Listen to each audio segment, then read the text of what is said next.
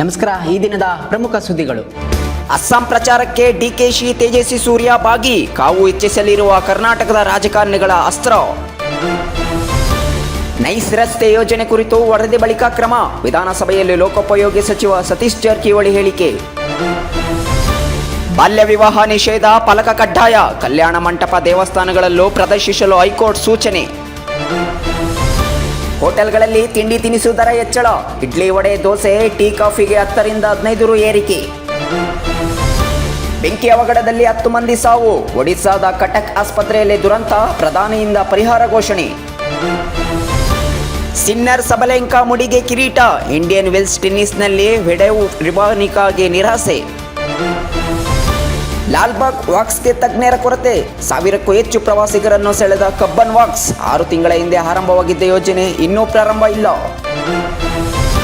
ಮಂಗಳೂರಿಗೆ ಬರಲಿದೆ LPG ಹೊತ್ತ ಶಿವಾಲಿಕ್ ಹಡಗು, ಹೊರ್ಮುಜ್ ಜಲಸಂಧಿಯ ಮೂಲಕ ಸಾಗಿ ಬಂದ ಹಡಗು.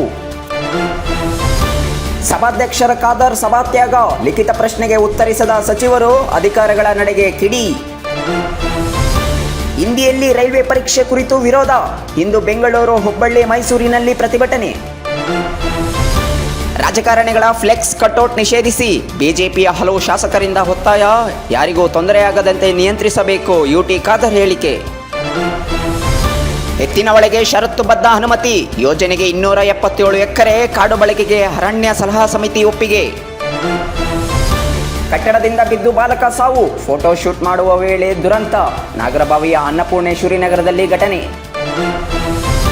ಅಧಿಕಾರಿಗಳ ನಿಯಂತ್ರಿಸುವ ಶಕ್ತಿ ಇಲ್ಲವೇ, ಪರಿಷತ್ ಕಲಾಪದಲ್ಲಿ JDSನ SL ಭೋಜೇಗೌಡ ಪ್ರಶ್ನೆ. ಪಶ್ಚಿಮ ಬಂಗಾಳದಲ್ಲಿ ಅಧಿಕಾರಿಗಳ ವರ್ಗಾವಣೆ, ಚುನಾವಣೆ ಘೋಷಣೆ ಬೆನ್ನಲ್ಲೇ ಆಯೋಗದಿಂದ ಕ್ರಮ, ವಿಪಕ್ಷಗಳ ಆಕ್ಷೇಪ.